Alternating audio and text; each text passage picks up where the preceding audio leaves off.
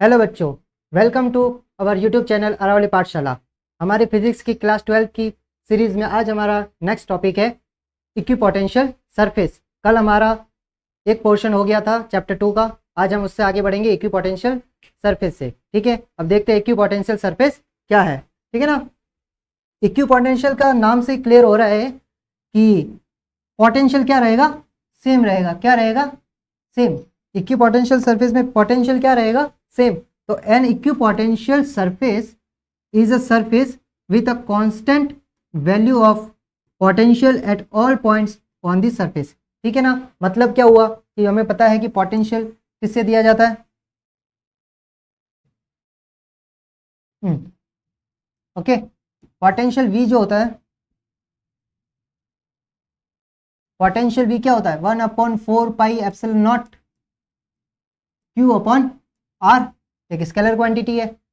अब potential constant कब होगा, इक्यू पोटेंशियल कब होगा? जब क्यू तो अपना फिक्स हो गया, किसी भी चार्ज के लिए क्यू फिक्स हो गया।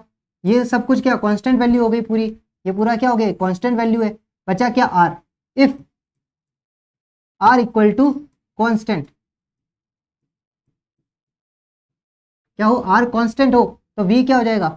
कांस्टेंट। तो क्या हुआ इसका मीनिंग कि for the same value of R a surface will be called equipotential surface. Means अगर किसी पॉइंट से, किसी चार्ज से, ये ले लीजिए जैसे ये दिख रहा है आपको, ये देखिए ये प्लस चार्ज है। क्या है यहाँ पे? प्लस चार्ज है। ओके, तो प्लस चार्ज है, ये हर एक सर्कल जो होगा ना, ये क्या होगा? एक इक्विपोटेंशियल सरफेस होगा। क्या होगा? Equipotential surface. ये वाला सर्कल ये भी इक्विपोटेंशियल होगा। क्यों? इन सब के लिए क्या है? क्यू सेम हो गया, के सेम हो गया, और आर की वैल्यू, रेडियस एक सर्कल की क्या होती है? सेम। तो ये सब क्या होंगे? Equipotential surface. ये किसके लिए है? प्लस चार्ज के लिए। अब ऐसे ही सेम अगर इक्विपोटेंशियल सरफेस को डिस्क्राइब करना चाहते हैं, ये इलेक्ट्रिक फील्ड है। ठीक है ना। तो इस पॉइंट पे ये मान लिया आर इक्वल टू क्या है? R1। ये है are equal to R2, and ये क्या? R equal to R3। ठीक है ना। एक फिक्स डिस्टेंस है, तो इस डिस्टेंस पे क्या होगा? पोटेंशियल सेम होगा। इस पे भी क्या होगा? पोटेंशियल सेम होगा। इस पे भी क्या होगा? Potential same. तो इसको अपन क्या बोलेंगे? Equipotential surface. पता चल गया इक्विपोटेंशियल सरफेस क्या होता है? पूरा यूनिफॉर्म इलेक्ट्रिक फील्ड। ठीक है, और कुछ इक्विपोटेंशियल सरफेस देखते हैं। ये देखिए, ये क्या है?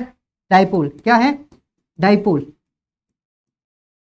ये देखिए, डाइपोल के लिए जो इक्विपोटेंशियल सरफेस होती है वो कुछ इस टाइप की होती है। ये माइनस है और ये प्लस, एक दूसरे को क्या करते हैं? अट्रैक्ट। ठीक है ना। और डायरेक्शन हमको पता ही है, ये पी वेक्टर डायरेक्शन किस साइड होती है? -2 प्लस। अब ये देखिए, ये सर्कल तो है, लेकिन यहाँ पे क्या प्रॉब्लम है? मतलब यहाँ पे डिफरेंट क्या है पिछले वाले केस से? सिर्फ प्लस होता तो ये इक्वल सेम डिस्टेंस के सर्कल होते, लेकिन क्या हो गया? प्लस और माइनस एक दूसरे को क्या कर रहा है? अट्रैक्ट कर रहा है। तो इनका क्या सर्कल एक टाइप से थोड़ा सा अपने फिक्स सर्कल से क्या कर दिया? डिफर कर चुका है। डिफर कर चुका है तो ये क्या हो जाएगी? यहाँ पे जैसे ये जो होगा इक्विपोटेंशियल सरफेस होगा, ये क्या होगा? इक्विपोटेंशियल सरफेस होगा। ठीक है ना। ये दिख रहा है ना, ये हमारे क्या होंगे? Equipotential surface. यहाँ पे आर की वैल्यू सेम नहीं, लेकिन इधर से इधर जाने पर टोटल जो होगा ना, इसकी वजह से भी होगा और इसकी वजह से भी पोटेंशियल होगा। तो इन पॉइंट पे क्या होगा? सेम होगा इन सर्कल पर। तो ये क्या होंगे? अपनी इक्विपोटेंशियल सरफेस फॉर डाइपोल। ये किसके लिए है? ये वाला जो है ये किसके लिए है? डाइपोल के लिए है। और ये देखिए, ये क्या? Pair of two positive charges, a pair of two positive charge. ठीक है ना। A pair of two positive charge.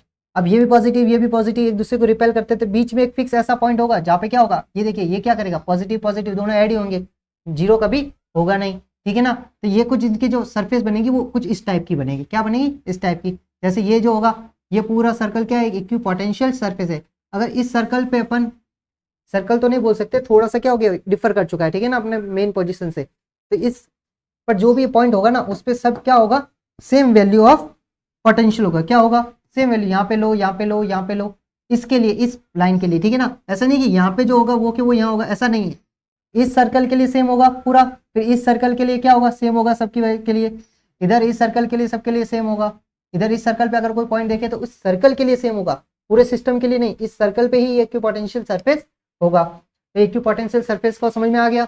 और डाइपोल और टू पॉजिटिव चार्जेस नेगेटिव हो तब भी सेम होगा। क्यों? क्योंकि नेगेटिव क्या करते हैं? एक दूसरे को रिपेल करते हैं। पॉजिटिव क्या करते हैं? सॉरी, नेगेटिव पॉजिटिव दोनों एक दूसरे को रिपेल करेंगे, तो इसका स्ट्रक्चर इक्विपोटेंशियल सरफेस का कैसा होगा, ऐसा ही होगा। ठीक है, ये तो क्या था हमारा इक्विपोटेंशियल सरफेस। नेक्स्ट आगे बढ़े, चलिए अब हमारा नेक्स्ट टॉपिक क्या आता है, relation between electric field and potential. क्या है, relation between electric field and potential. Okay, ये हमारा क्या है नेक्स्ट टॉपिक। ये देखिए इसमें के लिए हमने क्या किया है, हमने दो इक्विपोटेंशियल सरफेस ली, कितनी ली है, दो इक्विपोटेंशियल सरफेस।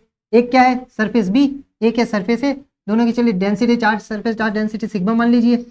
इसके कुछ और हो सकती है, लेकिन हमने मान लिया एक की सिग्मा है और एक की सिग्मा 1, कुछ भी मान लीजिए, सिग्मा बी मान लिए, इसकी सिग्मा ए मान लीजिए। जो पोटेंशियल ए पर है ना, जो ए सरफेस है उसका पोटेंशियल क्या है, वी है, और जो potential sorry equipotential surface B है उसका पोटेंशियल क्या है, वी प्लस डेल है। ये इस टाइप में, ये अपना क्या है बी है और ये क्या है ए, इनके बीच में ये डिस्टेंस है ना, परपेंडिकुलर डिस्टेंस, इसको हमने क्या मान लिया डेल्टा एयर। और इलेक्ट्रिक फील्ड क्या है, आउटवर्ड बाहर की तरफ एक्सटर्नल फील्ड में है, ठीक है ना, इस फील्ड में है इलेक्ट्रिक फील्ड। तो ये इलेक्ट्रिक फील्ड क्या है, पी से, ये पॉइंट अपना मान लिया कि पी बी सरफेस पे कोई पॉइंट भी है, वहां से इलेक्ट्रिक फील्ड कैसा आउटवर्ड है बाहर की तरफ। ठीक है, तो अब हमें क्या निकालना, रिलेशन निकालना, किसके लिए, इलेक्ट्रिक फील्ड और पोटेंशियल के लिए। चलिए देखते हैं। तो जो हम क्या करते हैं, एक चार्ज को, ठीक है ना, माना कि कोई भी चार्ज क्यू है जो बी पर है, उसको हम कहाँ लेके आ रहे हैं, ए पर। क्यू को कहाँ लेके आ रहे हैं, बी से ए पर। ठीक है, अब बी से ए पर ला रहे हैं तो हमें कुछ काम करना होगा, तो वो वर्क डन होगा ना। वर्क डन क्या होगा, work done in this case, work done to bring, work done to bring a charge from this surface B to A। ठीक है, अब यहाँ पे ध्यान रखेंगे अपन, B से A पे लाने वाला जो वर्क डन दिया जाएगा वो किससे दे सकते हैं, इलेक्ट्रिक फील्ड के लिए। ठीक है ना, एक्सटर्नल इलेक्ट्रिक फील्ड है ना, work done will be written as EDL या E delta L. Okay, E का अपन मॉडुलस ले रहे हैं, क्या ले रहे हैं, मॉडुलस ले रहे हैं। ठीक है, ये लीजिए वर्क डन होगा। सेम वर्क डन क्या होता है, अगर अपने इस पोटेंशियल से इस पोटेंशियल पे आ रहे तो क्या होगा, पोटेंशियल डिफरेंस होगा। तो also the work done given by, also the work done will be given by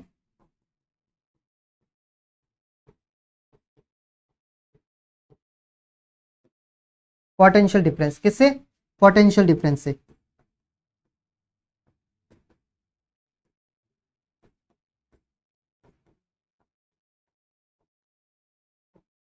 ठीक है ना, पोटेंशियल डिफरेंस होगा, वो भी हमारे क्या वर्क डन को शो करेगा। ठीक है, चलिए पोटेंशियल डिफरेंस क्या हो जाएगा, ये लीजिए यहाँ लिख लेते हैं पोटेंशियल डिफरेंस। ठीक है, अब देखिए पोटेंशियल बी से ए के लिए क्या है, तो फाइनल पोटेंशियल क्या होगा, वी ए और V B, V A minus V B, यही हमारा वर्क डन होगा। और वर्क डन किसके इक्वल बोला था हमने, ई डेल्टा एल। दोनों इक्वेशन को कंबाइन कर लिया आपने। वी ए क्या है हमारा, सॉरी वी बी क्या है, V minus delta V, sorry V plus delta V, sorry हमने वी ए करना था यहाँ पे,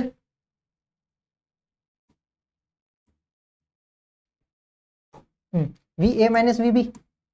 वी ए क्या है, वी ए पोटेंशियल हमने ए पर देखा था ना, क्या था वी, और बी पे क्या है V minus delta V equal to E delta L. ठीक है, इनको फर्दर सॉल्व करेंगे तो वी भी तो चला गया, ई क्या है हमारे पास माइनस का delta we upon delta L. ये तो हमारे क्या आ गया रिलेशन इलेक्ट्रिक फील्ड और पोटेंशियल के बीच में, इलेक्ट्रिक फील्ड और पोटेंशियल डिफरेंस के बीच में हमारे क्या आ गया, एक रिलेशन आ गया। ठीक है, इसको हम फर्दर सिर्फ मॉडुलस लिखना है ना हमें, तो वैसे भी तो सिर्फ मॉडुलस में हम ऐसे भी लिख सकते हैं, माइनस का delta we upon delta L, और मॉडुलस हटा देंगे तो क्या आ जाएगा delta we upon delta L. तो एक रिलेशन क्या आ गया, न्यूमेरिकल रिलेशन अगर लिखना चाहे तो इलेक्ट्रिक फील्ड जो होता है ना वो वोल्टेज अपॉन लेंथ। ठीक है ना, चेंज इन वोल्टेज को हम डेल्टा भी बोलेंगे और चेंज इन लेंथ को क्या बोलेंगे, वो जो लेंथ परपेंडिकुलर डिस्टेंस उसको डेल्टा एल बोल दिया हमने। ठीक है, या फिर और इसको लिख सकते हैं E is equals to V by L, हमारे जो न्यूमेरिकल सॉल्व करने होंगे उसमें ये काम आएगा। ठीक है, E is equals to V by L. Okay, तो ये हमारा सिंपल सा डेरिवेशन था किसके लिए, इलेक्ट्रिक फील्ड और पोटेंशियल के बीच में रिलेशन। ओके, तो देखिए इस रिलेशन से हमें क्या पता चल रहा है वो देखते हैं।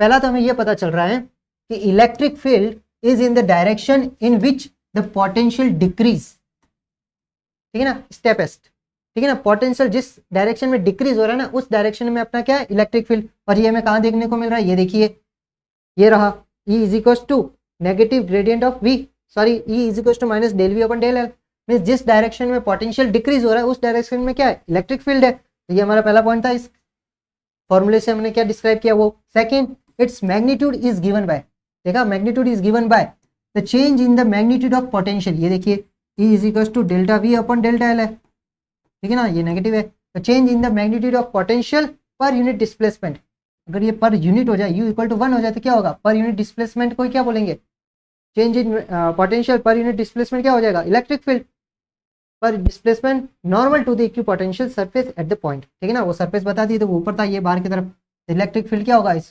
Proportional to change in potential, ठीक है ना, पोटेंशियल जिसके चेंज होगा इलेक्ट्रिक उसके प्रोपोर्शनल होगा, डायरेक्शन क्या होगी नॉर्मल टू दी सरफेस, ठीक है। ये हमारा इक्विपोटेंशियल सरफेस का हो गया। ओके, यहाँ तक किसी को कोई डाउट, ठीक है। नेक्स्ट हमारा टॉपिक अब क्या है,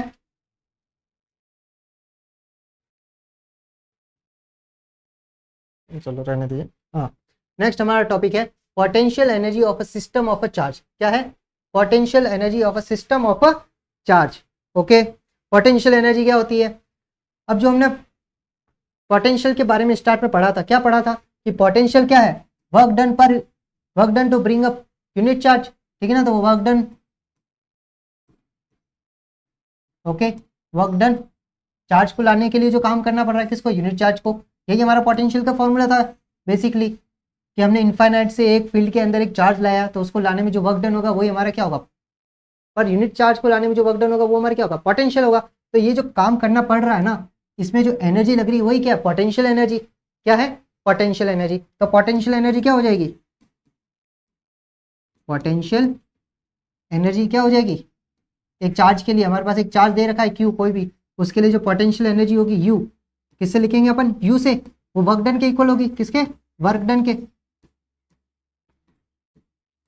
ठीक है ना, वो नेगेटिव वर्क डन था, ठीक है। तो अब यहाँ पे क्या कर देंगे, मतलब हमने ऑपोजिट में काम किया था ना, इलेक्ट्रोस्टैटिक फोर्स पॉजिटिव पॉजिटिव क्या कर रहा था एक दूसरे को रिपेल कर रहा था, लेकिन हमने क्या उसके ऑपोजिट में काम किया तो वो हमारा नेगेटिव आया था। तो सेम अब पोटेंशियल एनर्जी क्या होगी, वर्क डन की उल्टी हो जाएगी, ठीक है ना, तो वर्क डन हम डायरेक्ट लिखेंगे, ओके वर्क डन, ओके तो वर्क डन क्या हो जाएगा Q इंटू वी। तो हमारे पास अगर चार्ज Q है और पोटेंशियल उसका क्या है V, जो R के टर्म में होगा, तो पोटेंशियल एनर्जी हमारी क्या हो जाएगी U is equal to Q V are.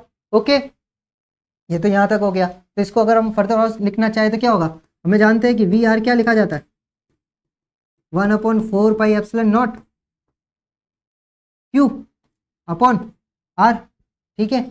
अब मैंने मान लिया कि चलिए ये हमारा Q मान लिया तो हम इसको कैपिटल Q मान लेते हैं, ओके ये कैपिटल Q मान लेते हैं R, ठीक है।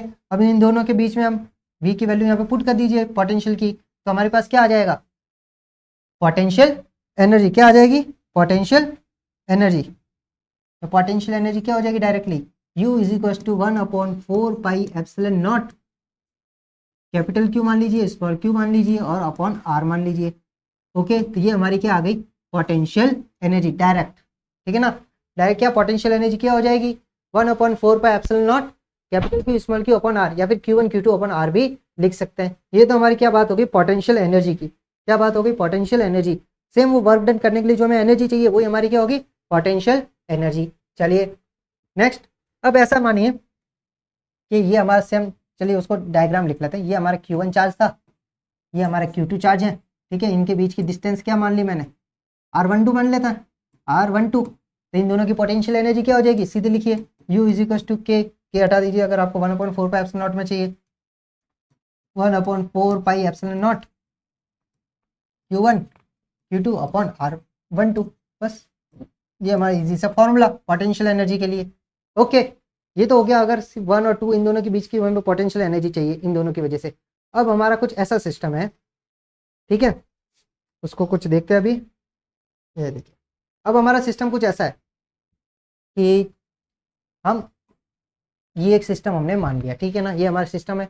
हम एक चार्ज लेके आए, क्या, Q1 चार्ज। Q1 कहाँ से लेके आए हैं, इनफाइनाइट से। इनफाइनाइट से एक चार्ज हमने क्या लाया है, Q1 लाया है। ओके, ये जो Q1 चार्ज है ना, ये हम लेके आए हैं यहाँ पर, ठीक है।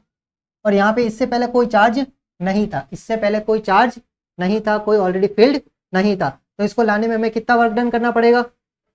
हम पहले क्लास में, इससे जो पहले प्रीवियस क्लास हमने ली थी उसमें हमने डिस्कस किया था, हमारे पास कोई फील्ड ही नहीं है यहाँ पे, ठीक है ना, इससे पहले कुछ है ही नहीं, तो हमें यहाँ वर्क डन कितना होगा, 0।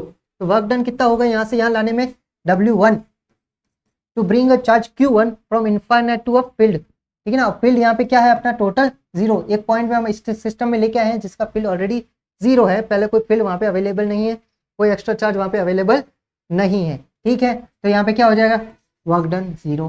मीन्स Q1 चार्ज को किसी एरिया में लाने के लिए कोई वर्क डन नहीं करना पड़ा, क्यों, क्योंकि वहाँ पे ऑलरेडी कोई रिपल्शन फोर्स था ही नहीं। यहाँ पे जब कोई चार्ज ही नहीं है, कोई रिपल्शन उसको धक्का दे ही नहीं रहा, तो अपन को एक्स्ट्रा काम करने की जरूरत नहीं है, अपन वो शांति से लेके आ जाएंगे, तो उसके ऊपर वर्क डन क्या हो जाएगा, 0। अब मैं कोई सेकंड चार्ज ला रहा हूँ, क्या ला रहा हूँ, सेकंड चार्ज ला रहा हूँ, ओके, Q2 मैंने लाया। अब हमारे पास क्या है, अब हमारे पास E नॉट इक्वल टू 0 है। Now E not equal to 0, क्यों, क्योंकि हमारे पास पहले से Q1 है, Q1 की वजह से एक रिपल्शन फोर्स होगा, उसकी वजह से इंट्रैक्शन एनर्जी होगी और एक वर्क डन हमें करना पड़ेगा। तो इस बार W2 क्या होगा, W2 वही वर्क डन क्या होगा, फोर्स इंटू चार्ज। तो फोर्स तो हमारे पता ही है हमें, 1/4πε0, ओके, और वो डिस्टेंस से मल्टीप्लाई कर देंगे, तो फाइनल हमारी जो इंटरेक्शन एनर्जी आएगी वही होगी Q1 Q2, ठीक है। और एनर्जी बीच में डिफरेंस क्या, R12, ये लीजिए R12, ये दो चार्ज के लिए होगा, ठीक है। अब एक थर्ड चार्ज लेके आ रहा हूँ मैं, क्या लेके आ रहा हूँ, एक थर्ड चार्ज, ओके, एक थर्ड चार्ज Q3, ये हमारा क्या है, एक थर्ड चार्ज Q3 है, उसको मैं लेके आया। तो अब क्या होगा, अब इसकी वजह से भी इसके ऊपर एक फोर्स लगेगा, Q1 की वजह से भी Q3 पर फोर्स लगेगा, Q2 की वजह से भी Q3 पर एक फोर्स लगेगा। तब हमारा W3 क्या होगा, 1/4πε0।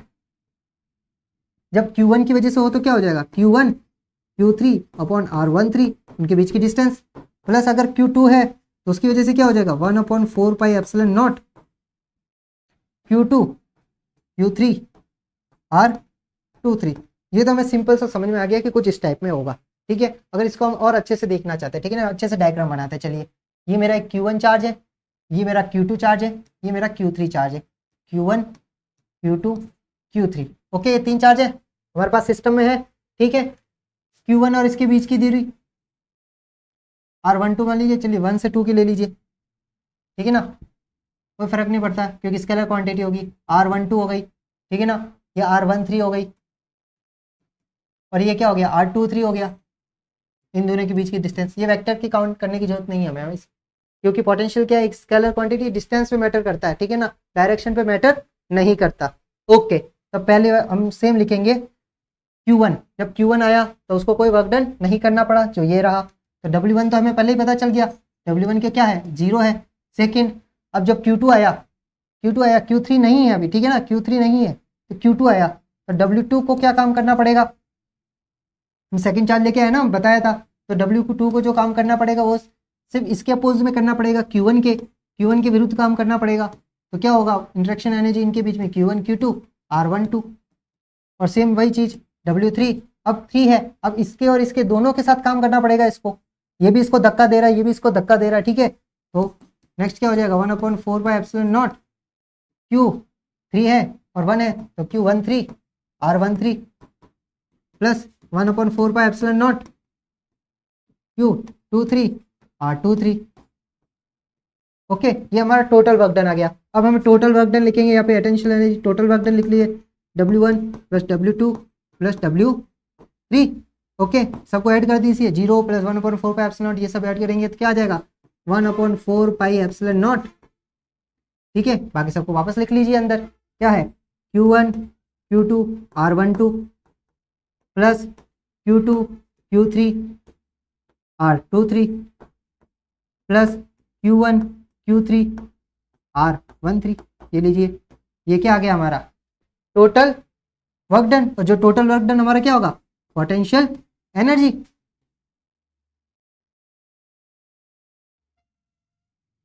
ओके। तो हमारी पोटेंशियल एनर्जी क्या हो जाएगी, 1/4πε0 Q1/Q2 R12 Q2/Q3 R23 and Q1 upon Q3 R13, ठीक है ना। तो ये हमारा वर्क डन होगा, जो टोटल वर्क डन होगा वही हमारी क्या होगी, पोटेंशियल एनर्जी। ये तो किसके लिए हो गया, हमारे पास 3 चार्जेस है जिसमें पहले इलेक्ट्रिक फील्ड नहीं था, ठीक है ना। फर्स्ट चार्ज लाने से पहले वहां पे कोई इलेक्ट्रिक फील्ड नहीं था, तो उसकी केस में ये हो जाएगा। अब फर्दर हमारे पास 4 चार्ज लेके आ जाए हम, कोई प्रॉब्लम नहीं है। चौथा भी ला लीजिए, चौथे की वजह से सबके ऊपर इंडिपेंडेंट होगा, एक दूसरे के ऊपर डिपेंड नहीं करता पोटेंशियल, ठीक है ना। इसकी वजह से इस पर डिपेंड करेगा, इसकी वजह से इस पर, एक दूसरे को ये डिफर नहीं करेंगे। मतलब ऐसा नहीं कि भाई तू आ गया मैं तुझे धक्का दूं, ये वो नहीं है, सब एक दूसरे के ऊपर इंडिपेंडेंटली काम करेगा पोटेंशियल, ठीक है ना। ये हम पहले ही पढ़ चुके हैं। ओके, अब नेक्स्ट क्या है हमारा, potential energy in an external field. क्या है, एक्सटर्नल फील्ड। अब जो हमने पहले केस में बात की थी, क्या किया था कि फील्ड क्या है, 0 है। अब हमारे पास ऑलरेडी यहाँ पे एक फील्ड है, ठीक है ना। ये मान लीजिए ये एरिया है हमारा जिसपे हमें चार्ज लाना है, और यहाँ पे एक ऑलरेडी फील्ड है VR, पोटेंशियल ऑलरेडी है यहाँ पर, ठीक है। तो अगर हम एक चार्ज लेके आते हैं Q1, ये हम Q1 चार्ज लाया, एक चार्ज, ठीक है ना, for a single charge, heading डाल दीजिए फॉर अ सिंगल चार्ज, ठीक है ना, एक सिंगल चार्ज है। ओके, अब सिंगल चार्ज लेके आए हैं Q1, फाइनल बाहर से लेके आए, यहाँ पे ऑलरेडी एक पोटेंशियल है, तो इसके ऊपर एक काम करेगा, वर्क डन करना पड़ेगा ना। ऑलरेडी एक पोटेंशियल, एक फील्ड है, तो एक रिपल्शन होगा, तो उस रिपल्शन का अपोज, उस रिपल्शन के अपोज में हमें काम करना पड़ेगा। तो काम क्या होगा, वर्क डन क्या होगा, W = Q VR, जो कि पहले से वहाँ पे पोटेंशियल मौजूद है, और उसको 4 से मल्टीप्लाई कर दीजिए, तो ये हमारी क्या हो जाएगी, एनर्जी, U = Q VR। ये किस केस में है, जब एक सिंगल चार्ज लाया हमने, कितना लाया, एक सिंगल चार्ज, ठीक है। ये तो हमारा सिंगल चार्ज के केस में हो गया। अब मैंने क्या किया, 2 चार्जेस लिया, system of 2 charges, system of 2 charges. Okay, क्या है, सिस्टम ऑफ 2 चार्जेस। चलिए अब क्या हुआ, सेम वही हमारा फील्ड है, यहाँ पे हमारा क्या है, पोटेंशियल VR है। हम पहला चार्ज Q1 लेके आए, तो इसके ऊपर एक फोर्स लगेगा, ठीक है। वो क्या होगा, उसकी वजह से वर्क डन कितना होगा, W = V, Q1 है अपने पास,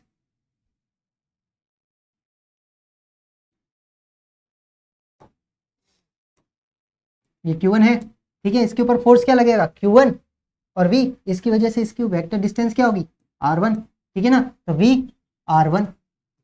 ओके, अब मैं एक सेकंड चार्ज लेके आया, क्या लेके आया, ये तो फर्स्ट चार्ज लाया हमने, अब मैं एक सेकंड चार्ज Q2 लेके आया, क्या लेके आया, second charge Q2।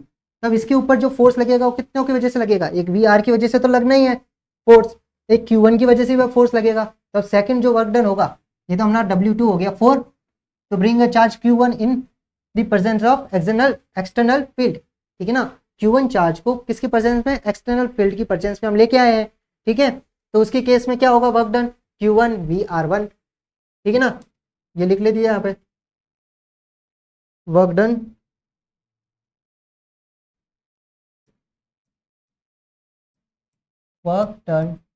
To bring a charge Q1 in the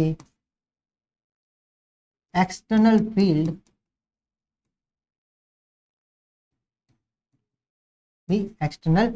external field अपना क्या है, E एक्सटर्नल, उसकी वजह से पोटेंशियल क्या है, VR। तो Q1 चार्ज के लिए वर्क डन कितना होगा, Q1 VR1।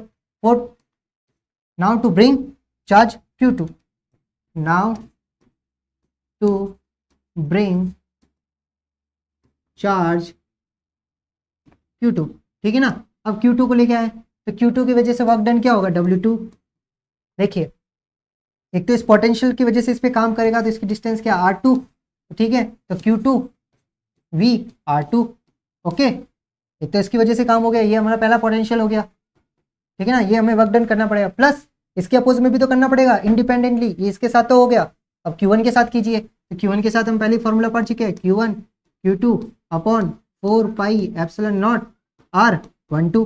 बस इक्वेशन 1 ये equation 2, add equation 1 and 2 to get total work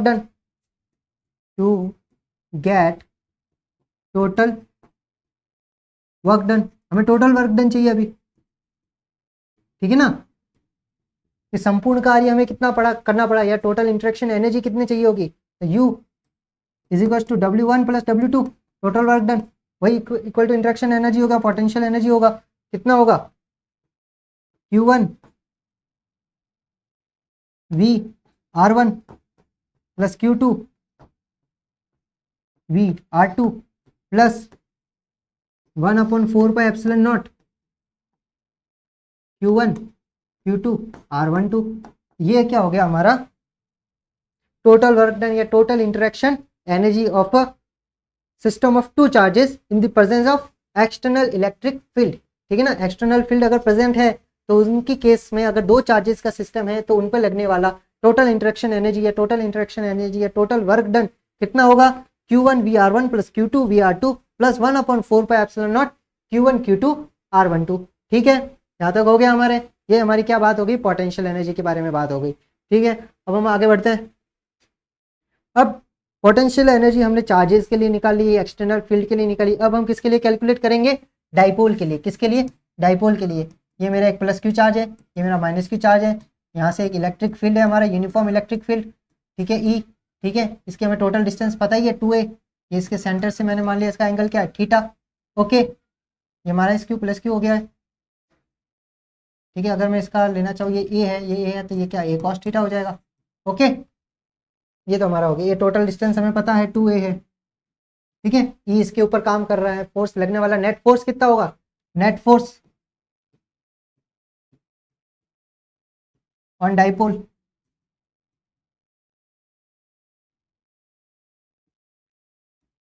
net force on dipole कितना होगा, हम पहले ही पढ़ चुके हैं, एफ नेट इक्वल टू 0 होगा। क्यों, प्लस क्यू इधर माइनस क्यू इधर कैंसल आउट हो गए, नेट फोर्स तो 0 होगा, लेकिन टॉक क्या होगा, बट टॉक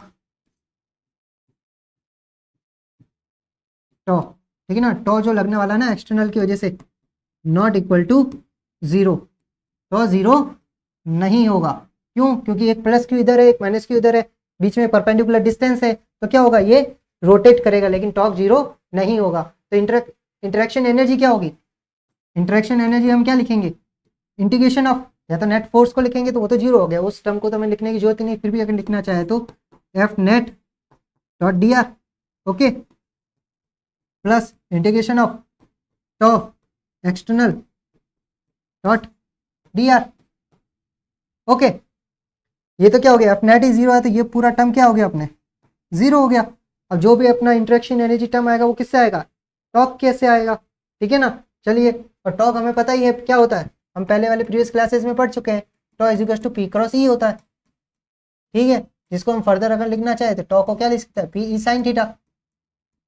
ठीक है ना, मॉडुलस लेते हैं अगर अपन। ठीक है, पी ई साइन थीटा। अब हमें क्या करना है, इसका इंटरेक्शन एनर्जी के लिए क्या करना होगा, इंटीग्रेशन करना होगा, पी ई साइन थीटा। ठीक है, थीटा नॉट से थीटा की ओर। ओके, इसका इंटीग्रेशन कीजिए तो क्या आ जाएगा, पी और ई तो कांस्टेंट हो गया, यूनिफॉर्म है, साइन थीटा का क्या हो गया, कॉस थीटा। ओके, और पुट क्या करेंगे, थीटा नॉट से थीटा। ठीक है, let suppose theta is equal to, मैंने क्या मान लिया, फाइनल केस मान लिया पाई/2 है, एकदम खड़ा हो गया। और थीटा स्टार्ट कहाँ से किया, 0 से, दो ही केस 0 से पाई/2। ओके, या फिर हम थीटा रख लेते हैं, चलिए कोई भी एंगल है, और फाइनल एंगल हमने क्या मान लिया, पाई/2 मान लिया।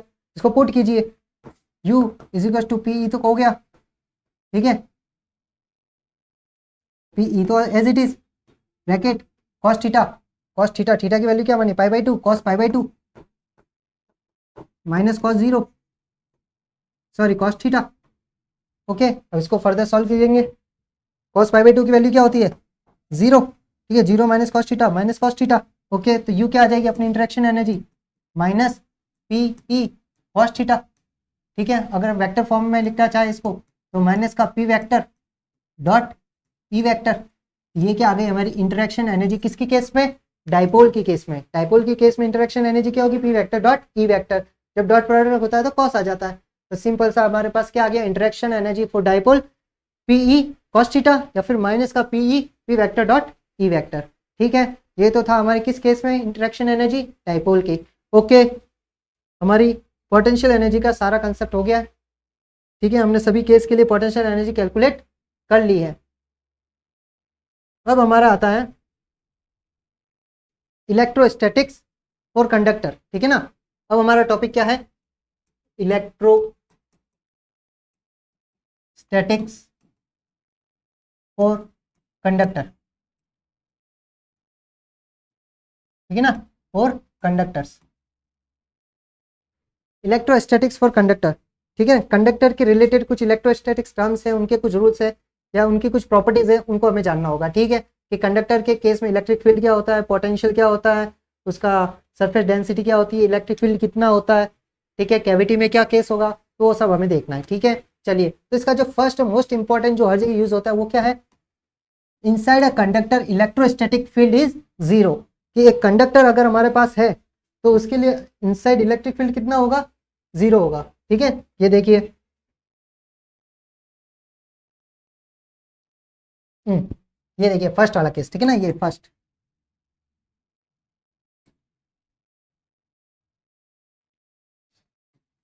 ठीक है, फर्स्ट केस में क्या, अगर कंडक्टर है आपके पास कोई भी, ठीक है ना, तो उसके अंदर इलेक्ट्रिक फील्ड कितना होगा, जीरो, और वॉल्यूम चार्ज डेंसिटी भी क्या होगी, zero. Volume charge density zero क्यों होती है, वो देखिए, रो इज इक्वल टू क्या होता है, क्यू अपॉन वी, अगर क्यू ही जीरो है, electric field zero means Q zero, तो रो भी क्या हो जाएगा, टेंस टू जीरो, ये होता है, ठीक है।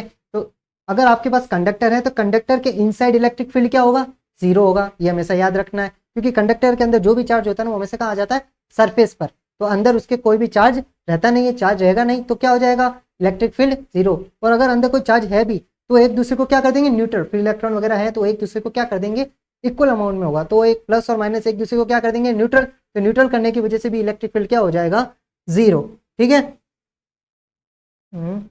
सेकंड, ई इनसाइड क्या हो जाएगा, जीरो, ठीक है ना, इनसाइड क्या हो जाएगा, zero. Second, at the surface of the charge conductor, अगर चार्ज कंडक्टर है हमारे पास, इलेक्ट्रोस्टैटिक फील्ड कैसा होगा, आउटवर्ड होगा, normal to the surface at every point, ठीक है ना। ये देखिए, ये अगर हमारा एक कंडक्टर है माना, इसके अंदर तो ये जीरो है, ठीक है ना, लेकिन बाहर जो भी होगा ना वो क्या होगा, नॉर्मली आउटवर्ड, कैसा होगा, नॉर्मल होगा हमेशा। इलेक्ट्रिक फील्ड जो बाहर है ना वो हमेशा कैसा होगा, नॉर्मली आउटवर्ड होगा।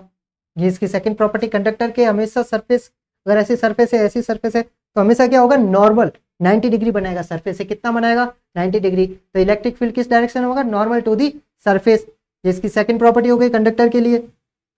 थर्ड प्रॉपर्टी, अब जो the interior of a conductor can have no excess charge in the static situation, इस कंडक्टर के अंदर कोई भी एक्सेस चार्ज नहीं होता, चार्ज तो भी जो भी होगा ना, ये देखिए ये है, तो चार्ज अगर कंडक्टर है ई तो जीरो होगा, ठीक है, और जो भी होगा minus minus minus minus, 5 minus तो 5 प्लस, ठीक है ना, एक दूसरे को क्या कर देगा, न्यूट्रल कर देगा, तो अंदर कोई भी एक्स्ट्रा चार्ज नहीं होगा, ठीक है ना, जो भी चार्ज हो जाएगा होगा वो कहाँ आ जाएगा, सरफेस पर आ जाएगा, कहाँ पर, सरफेस पर, ठीक है ना, जो भी चार्ज हो जाएगा वो सरफेस पे आ जाएगा, अंदर कोई भी एक्सेस इलेक्ट्रॉन या एक्स्ट्रा चार्ज नहीं होगा, ये हमेशा याद रखना है। क्यों, अब ई जीरो कब होता है, जब क्यू जीरो होगा, क्यू जीरो होगा तो ई भी जीरो, बस वही बात है।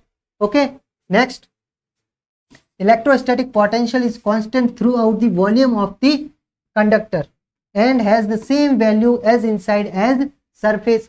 ये देखिए, ये कोई भी कंडक्टर है, ठीक है ना, ये कंडक्टर मैंने मान लिया पूरा पैक है, इसके अंदर ई तो जीरो होता है, लेकिन पोटेंशियल जो होता है ना वी इज इक्वल टू क्या होगा, वी नॉट, और ये वी नॉट कहाँ पे होता है, जो सरफेस, कंडक्टर पर जो सरफेस पर जो पोटेंशियल होता है वही उसके अंदर होता है, ठीक है ना, कांस्टेंट रहता है। अगर मैं इसका डायग्राम बनाना चाहूँ, ठीक है ना, ये देखिए, ये पोटेंशियल है और ये डिस्टेंस है, ठीक है ना, किसके लिए बना रहे हैं हम, स्फीयर के लिए बना लेते हैं, तो स्फीयर के लिए क्या होगा, कांस्टेंट, ठीक है, क्या होगा, कांस्टेंट, सरफेस पर ये देखिए, ये यहाँ पे मैंने क्या मान लिया, आर, आर तक तो क्या होगा, मान लिया कि वी नॉट होगा, ठीक है ना, ये यहाँ तक, फिर क्या होगा, डिस्टेंस के साथ कम होगा, यहाँ पे कितना है, वी नॉट, ये क्या है, अपने रेडियस सरफेस पर, ठीक है ना, तो ये पोटेंशियल और किसके लिए ग्राफ है, पोटेंशियल और डिस्टेंस के बीच में ग्राफ है, किसके लिए, कंडक्टर के लिए, फॉर कंडक्टर। अब सेम चीज अगर मैं इलेक्ट्रिक फील्ड के लिए लिखना चाहूँ, किसके लिए, इलेक्ट्रिक फील्ड के लिए अगर मैं चाहता हूँ कि मैं ये डायग्राम बनाऊँ, तो यहाँ देखिए,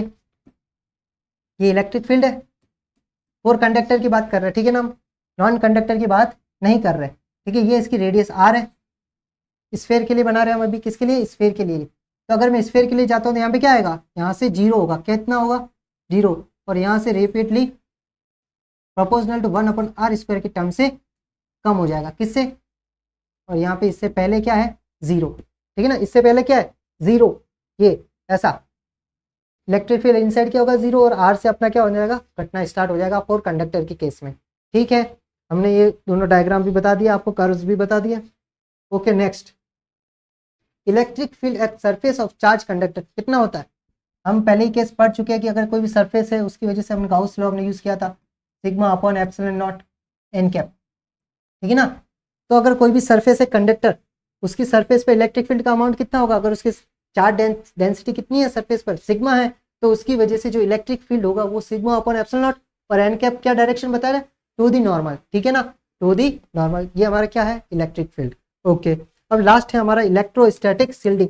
सील्डिंग क्या है ढकना, ठीक है ना। सील्डिंग का मतलब क्या हो गया ढकना, उसको सील्ड करना, कवर अप करना, ठीक है। जैसे कोई महल होता है और महल के अंदर सब लोग रह रहे हैं, तो महल उनको क्या कर रहा है एक सील्डिंग प्रोवाइड कर रहा है कि बाहर से आने वाला आक्रमण उनके ऊपर ना आए। तो सेम चीज ये देखिए हमारे पास होगा, ये देखिए,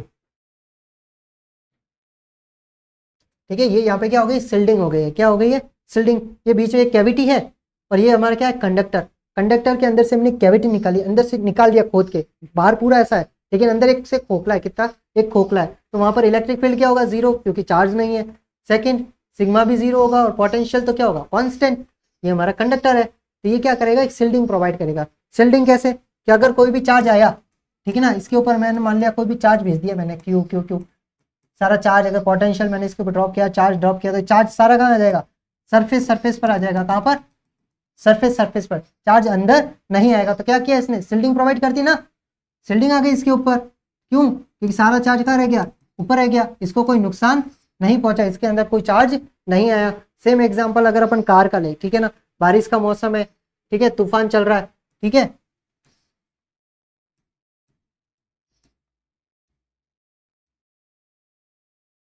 ठीक है, ये हमारी कार है और कार के अंदर हम बैठे हैं, बाहर क्या बिजली तड़क रही है, क्या है बिजली, ठीक है। अगर हम कार के अंदर बैठे हैं तो ये क्या कार मेटल की बनी हुई है ना बॉडी, तो इसके ऊपर मेटल क्या है कंडक्टर है, जब भी इसके ऊपर बिजली गिरेगी तो बिजली क्या होगी ऊपर ही रहेगी, ठीक है ना। इसके ऊपर जो भी इसका चार्ज है वो चार्ज ड्रॉप होगा वो सारा कहाँ होगा इसके सरफेस पर होगा, ऊपर ही रहेगा, वो अंदर नहीं आएगा। क्यों क्योंकि ये प्रॉपर्टी है कंडक्टर की। कंडक्टर क्या बोलता है इनसाइड जो भी होगा वो जीरो होगा, ये जीरो होगा, पोटेंशियल तो कांस्टेंट होगा लेकिन चार्ज डेंसिटी क्या होगी जीरो होगा, कोई चार्ज अंदर नहीं आएगा, तो आपको अंदर कोई झटका करंट वगैरह नहीं लगेगा। तो ये क्या है example of shielding, electrostatic shielding, सारा चार्ज कहाँ आ जाएगा ऊपर आ जाएगा और आपको कोई चार्ज टच नहीं करेगा, इसको क्या बोलेंगे अपन इलेक्ट्रोस्टैटिक शील्डिंग। तो ये हमारी कुछ प्रॉपर्टी थी किसके रिलेटेड कंडक्टर से रिलेटेड, ठीक है ना। इलेक्ट्रोस्टैटिक्स में कंडक्टर की क्या क्या प्रॉपर्टी वो हमने डिस्कस कर ली। First electric field inside zero होगा, रेडियली आउटवर्ड होगा। Third no excess charge. Fourth potential जो होगा वो अंदर कांस्टेंट होगा, किसके बराबर होगा सरफेस के। फिफ्थ हमने क्या पढ़ा था कि जो सरफेस के ऊपर चार्ज डेंसिटी अगर सिग्मा है तो इलेक्ट्रिक फील्ड क्या होगा सिग्मा अपॉन एप्सिलॉन नॉट, जो कि रेडियली आउटवर्ड होगा, ठीक है, नॉर्मली आउटवर्ड। और लास्ट इलेक्ट्रोस्टैटिक शील्डिंग, कंडक्टर की प्रॉपर्टी क्या होती है शील्डिंग की, ठीक है ना। इसके अंदर से अगर आप कुछ खोद के निकाल रहे हो तो उसके अंदर कोई भी चार्ज नहीं होगा, इसको क्या बोलेंगे इलेक्ट्रोस्टैटिक शील्डिंग, ठीक है। ये हमारा कंडक्टर हो गया, ये देखिए ये फर्स्ट वाला हो गया प्रॉपर्टी, ये अगर पॉजिटिव है तो बाहर की तरफ, नेगेटिव है तो अंदर की तरफ, अंदर सब कुछ जीरो है, ठीक है ना। और ये इलेक्ट्रिक फील्ड क्या होगा सिग्मा अपॉन एप्सिलॉन नॉट, ठीक है। ये sigma is greater than zero क्योंकि पॉजिटिव है, sigma is less than zero क्योंकि नेगेटिव है। पोटेंशियल सरफेस पे वी नॉट है तो अंदर भी क्या होगा V upon V equal to V naught होगा। ये हमारे क्या शील्डिंग इफेक्ट, ये देखिए माइनस माइनस सारा इधर आ गया, प्लस प्लस इधर आ गया और अंदर इसने क्या कर दिया इसको शील्ड कर दिया, ठीक है ना। तो ये हमारे कुछ कंडक्टर की प्रॉपर्टी थी, ठीक है ना। ओके आज के लिए इतना ही, ठीक है। आज हमारा टॉपिक कहाँ तक हो गया इलेक्ट्रोस्टैटिक्स इन कंडक्टर, कंडक्टर के रिलेटेड जो भी इलेक्ट्रोस्टैटिक्स प्रॉपर्टी वो हमने डिस्कस कर ली और आगे का हम नेक्स्ट चैप्टर में डिस्कस करेंगे। Okay thank you for watching the video, please like share and subscribe and share to your friends. Okay bye bye, thank you.